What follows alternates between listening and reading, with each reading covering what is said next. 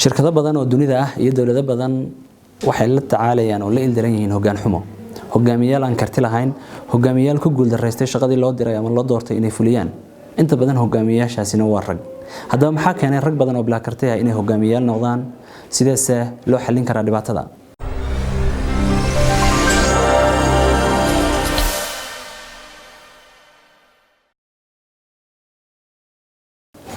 nabad dhamaantiinba ku soo dhawaada kulan kale iyo taxanaheena buug wadaag kulankan buug aynu ku soo qaadanna waxa la yiraahdaa why do so many incompetent men become leaders and how to fix it waa maxay sababta ay rag badan oo bilaa karti ah u noqdaan hogaamiyaal sideese loo xallin karaa buuggan waxa qoray Professor Thomas Chomomoro Premusic oo ah macallin ka tirsan jaamacadda Columbia waxna ka dhiga culuumta la xiriirida cilmu nafsiga iyo hogaaminta Thomas wuxuu qoray in ka badan 150 qoraal ama paper oo cilmi baariso kala duwan aha 2013kii maqaal ama qoraal la macna ah buugga hadda aynu hayno ayuu qoray qoraalkaas oo dhammaan macluumaadkii hore iyo qoraaladii hore uu qori jiray ka saameyn batay wax ka weydiintiisii badatay akhriskiisii ay ka badatay dhammaan intii hore uu sameeyay sida daraadeed buu go'aansaday 2019kii maqaalka iyo qoraalka dooda badan bixiyay inuu ka dhigo buugga kan hadda aynu falanqeynayno waa buug soo baxay 2019kii waxaanu ka kooban yahay 220 buug buuggan wuxuu u qaybsan yahay 9 qaybood oo muhiim ah waxaanu ka hadlayaa 9 qaybood celcelis ahaan maxaa keena rag aan karti lahayn in la doorto sidee baa loo xallin karaa dhibaatada dumarku door intee leeg bay ka qaadan karaan in dhibaatada la xalliyo hoggaan xumada ragga iyo saameynta ay keentay qaybta ugu horeysa ee buuggan wuxuu ku faaqidayaa farqiga u dhaxeeya kartida iyo kalsoonida ama competent iyo confidence marar badan oo hogaamiyaha doorashadiisa iyo go'aamintiisa laga hadlayo dad badan waxay ku qiimeeyaan oo jecel yihiin hogaamiyuhu inuu noqdo mid leh kalsooni in lagu qiimeeyo qofka hogaamiyaha inuu yeesho kalsooni laakiin qoraagu wuxuu leeyahay kalsoonidu waa dareen qofka bini'aadamka ah mar walba uu aaminsan yahay oo uu heerkiisa nafeed halka uu taagan yahay ama qofnimadiisu meesha ay taagan tahay kartidiisu meesha ay taagan tahay meel ka sarreysa uu ku aaminsan yahay sida daraadeed kartidu ma aha xaqiiqada qofka laakiin kalsoonidu ma aha xaqiiqada qofka laakiin kartida ayaa ah xaqiiqada qofku uu leeyahay waxaanu aad ugu doodayaa inaynan hogaamiyaasheena ku qiimeyn kalsoonida iyo sida iyagu isku arkaan laakiin lagu qiimeeyo dhab ahaan kartida ay leeyihiin iyo shaqada ay qaban karaan iyo waxay keeni karaan wuxuu yahay wuxuu tusaale u soo qaadanayaa cilmi baaris laga sameeyay wadida baabuurka iyo xeerka xirfadaha dadku ay taagan yihiin dad badan markaa waxay isku arkayaan in heerka xirfadda wadida baabuurku ay ka sareyso dhexdhexaad macnaha ay aad ugu fiican yihiin wadida baabuurka laakiin cilmi baaris la sameeyo xaqiiqo ah oo ku saleysnin marka competence-ka iyo kartida ay dadku u leeyihiin inay baabuurta wadi karaan waxa la ogaaday awoodda guud ahaan dadku marka la eegayo wadida baabuurka iyo xirfadoodu inay tahay mid dhexdhexaad ah taasoo buu leeyahay dadku sida isu arkaan ay markasta ka sareysa sida xaqiiqadu tahay sababtayna marka shirarka baabuurka ee dunida ku soo badanaya dad badan laay sida awgeed kartidu ma aha xaqiiqada qofka ee dhabta ah laakiin kalsoonidu ma aha xaqiiqada dhabta ah ee qofka ah laakiin kartida ayaa xaqiiqada qofka ee ka turjumaysa waxa uu qaban karo iyo waxa aanu qaban karin wuxuu marka aad u faaqidayaa tusaalayaal badan oo ka keenaya cilmi baarisyo badan ka keenaya sida ay kalsoonidu aanay muhiim u ahayn ee kartida qofku ay muhiim u tahay marka la dooranayo hogaamiye shaqo loo diranayo wuxuu ka jawaabayaa qoraagu soo bandhigayaa maxaa keena inaan dooranno bad guys ama dad aan wanaagsanayn oo hadhow laga cawdo ama shirkadaha loo dhiibo ama dawladaha maamulaane wuxuu ka warramayaa laba astaamood oo hogaaminta suuban loo arko sida guud laakiin aan ahayn inay sabab u yihiin inaan dooranno dad hadhow aan ka cabanno oo aan u dhiibanno shaqooyin culculus oo ah hogaamin shirkadeed ama dawladeed labada sifo waxaa ka mid ah oo ugu horreysiinaya sifada loo yaqaano narcissismka ama qofku inuu yahay qof anaani narcissismku waa dareen qofeed oo qofku isu arko inuu dadka kale ka sarreeyo ka aqoon badan yahay ka way aragsan yahay ka jecel yahay ama institutionka ama dawladda uu maamulayo isaga mooye cid kale oo inta garanaysan aanay jirin waa sifo qofku aaminsan yahay inuu mar walba isagu is iibiyo waa sifo marka hawaawiya oo aan ahayn xaqiiqo dhaba laakiin dad badan ay jecel yihiin marka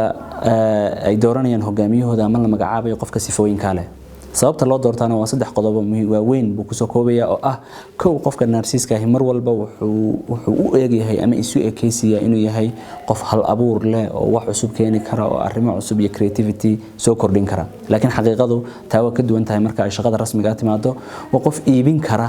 ama si fiican u sharaxi kara naftiisa iyo wuxuu aaminsan yahay iyo arrimahaas oo dhan iyo ugu dambeyn inuu yahay qof aad uga shaqeeya in uu isagu is iibiyo oo uu naftiisa sharaxo oo uu u muuqdo inuu yahay qofka kaliya ama qofka ugu wanaagsan ee hawl loo diran karo ama loo qaban karo saddexdaas sifo waxay keenaan dad badan marka inay ka hodmaan oo ay u arkaan inuu yahay qofkan hogaamiye wanaagsan laakiin waxa ka xun ama ka dhibaato badan buu leeyahay saameynta ay keenayaan oo hadhow inay noqdaan kuwa fadhiida oo aan shaqo qaban karin waa qof nacab qofka narcissiska ah in feedback la siiyo ama wax lagu soo celiyo ama shaqada uu qabtay ama kooxdiisu qabatay wax lagaga soo celiyo oo la dhaho ama wax sax ama saase wax ahaayeen waa qof aad u nacab waa qof isu arka qof kasto oo ka aqoon badan ama ka karti badan inuu soo dhaweeyo isla markaana isku dayo inuu liido oo uu hooseysiyo cidda la shaqeynaysa iyo cidda ka agdhow oo dhan waa qof isu arka marka haddii isaga meesha uu ka baxo ama uu ka tago in meeshu dumayso ama institutionka ama hay'adda dhamiba baabi'i karta la'aantii aan shaqeynayn waa qof marka aan abuuri karin koox iyo team la shaqeeya hogaamiye aan abuuri karin koox iyo team la shaqeysa way qof kala sifada narcissismku taasina marka waxay keentaa inaan mar hadii qofkii hogaamiye aanu team ba abuuri karin aanu koox dhisi karin aanu institution dhisi karin inaanu ahayn hogaamiye competent ah oo karti yeelan kara oo wax fulin kara ugu dambeyntina waxay soo baxdaa gol jilicdiisa iyo inuu yahay qof aan karti lahayn markay balaayo dhacdo marka dhibaato timaado oo ay tahay marka hogaamiyuhu ay tahay inuu dadka ka saaro ama uu shirkadda ka saaro ama meesha uu hogaaminayo go'aan looga baahan yahay oo adag uu qaato oo ku salaysan aqoon iyo karti marka xaaladaasi timaado baa loo ogaadaa marka qofkaasi inuu yahay incompetent waana mid kamid ah buulay marka sifooyinka dad badan ay wax ku doortaan ay tahay inaan ka taxadirno oo qofka narcissiska ah cid ma hogaamin kara inaynaan hogaamiyayaal shirkada iyo dawladda iyo uga dhiganin meel aan maamulayno sifada kale oo ka warramaya waa sifada loo yaqaan psychopathy oo ah qof maskaxda ka jiran ama qof maskax ahaan aan ahayn qof dhameystiran wuxuu leeyahay oo soo xiganaya buug loo yaqaano Snakes in Suits masas suudad xiran qoraagaas oo la dhaho Robert wuxuu leeyahay dadka maskaxda ka jiran dhammaantood ma joogaan oo kaliya xabsiyada laakiin qaar kamid ah waxay joogaan oo ay fadhiyaan xafiisyada leenooga taliyo wuxuu leeyahay waxa jirta hadaba qofkaasi inuu guuleysto qofka psychopathiga ee sifooyin ka caawin kara oo uu leeyahay kuwaas oo dadka qaar kood ama dadka dooranaya uu u shaqeynayana ku qancin kara in uu yahay qof hogaamiye wanaagsan sifooyinka waxa kamid ah uu leeyahay qof aamusan horta qofka psychopathiga waa qof aamusan oo u eeg inuu yahay qof degan waa qof culays badan ama stress badan iyo caqabado badan oo soo food saara u samri kara oo u dulqaadan kara oo xamili kara oo ka xamil badan kara qofka ama inta badan dadka aan psychopathka ahayn ka xamil badnaan karo oo xaaladda ku sugnaan karo iyo xamilka uu qaadi karo uu ka badan yahay taas marka waxay u eegaataa ama loo arkaa inuu yahay qof dulqaad leh qof degan qof aamusan laakiin xaqiiqdu waxay tahay waa qof maskax ahaan jiran taasoo keenta marka hadhow markuu xilka tago ama leader uu noqdo in marar badan kow uu shuruucda ku tunto isagoo sababta ugu tumanaya ay tahay bas inuu shuruucda u jabiyo laba in aanu lahayn teamwork ama koox uu la shaqeynayo inaanu lahayn dadnimo iyo inaanu la dareenahayn cidda uu la shaqeynayo oo humility badan iyo sympathy badan aanu la lahayn dadka shaqaalaha la shaqeynaya ama uu maamulayo inaanu dhageysan waxa ka soo noqda dadka uu u talinayo ama wixii talo la siiyo marka qofka psychopathka ah waxyaalahaas oo dhan buu leeyahay oo hadhow inuu noqdo qof incompetent ah qof aan karti lahayn oo ku guul dareysa shaqadii loo dirtay laakiin sifooyinka kooban ee hore inuu dulqaad badan yahay inuu aamusan yahay bay dad badan ku doortaan manaha buu leeyahay inaan taa ku doorano labadaas sifo wuxuu leeyahay marka waxay ugu waaweyn yihiin sifooyinka hogaamiyaasha incompetent-ka ah ee kartida daran ee aan ka cabanayno dawlad iyo shirkad iyo meel wal oo maamul jiraba inaan ku doorano haddaba sidaan u xallin karnaa waxyaalaha lagu xallin karo waxa kamid ah kow inaan rumaysan instinctkeena ama waxaan inagu aragno oo tusaale ahaan dadka intooda badan ee hogaaminta waxay ku qiimeeyaan muuqaalka guud ee qofka siduu u eeg yahay iyo si qofku iska aaminsan yahay oo aan ku salaysanayn cilmi wuxuu leeyahay marka ma aha inaan rumaysano instinctkeena tusaale ahaan waxa kamid ah waxa la oranayaa hebel wuxuu leeyahay muuqaal hogaamiyeed muuqaalku maaha wax lagu go'aamin karo in hogaamiye wanaagsan yahay inaan hogaamiye wanaagsaneyn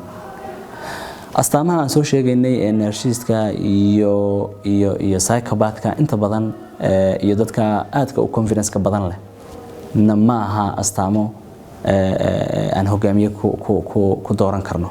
waliba astaamaha inta badan ragga iyo dumarka markii la baaray waxay ku bateen oo astaamaha incompetence-ka ah yeeshay ragga marka wuxuu leeyahay inaan horta maskaxdeena ka saarno fikirkan aaminsanahay hogaamiyuhu inuu aan ku qiimeeyno muuqaalkiisa guud tusaale ahaan wuxuu leeyahay Mareykanka madaxweynayaashii ugu dambeeyay qarnigii ugu dambeeyay aan baaray intooda badan waxay ahaayeen madaxweynayaal cabirkoodu ama dhererkoodu ka dheer yahay 6 feet iyo wax ka badan u yahay madaxweynayaal waxay ahaayeen aan wajigoodu dhubnayn wajigoodu ballaaran yahay macnaha physical appearance iyo muuqaalka qofka baa loo arkaya ama lagu qiimeynayaa inuu yahay hogaamin wanaagsan rag iyo dumar markay soo garab istaagaan markaba waxa laga yaabaa in lagu degdego la dhaho ninba wax hogaamin kara ama ninba dumarku hogaaminta ma laha laakiin cilmi baaris badan oo la soo sheegay waxa la sheegay in kartiyo badan oo hogaamiyaha wanaagsan uu u baahan yahay oo kamid tahay emotional intelligence iyo qofku inuu akhriyo karo qofka kala dareenkiisa oo la tacaadufi karo oo uu ka fikir karo qofka kale iyo dareenkiisa inay kamid yihiin waxyaalaha xalliya ama hogaamiyayaasha suubani ay leeyihiin ee xallin kara dhibaatooyinka waaweyn ee nolosha dunida marka wuxuu leeyahay marka ugu horeysa si aan hogaamiye wanaagsan u helno waa in aynaan wax ku dooranin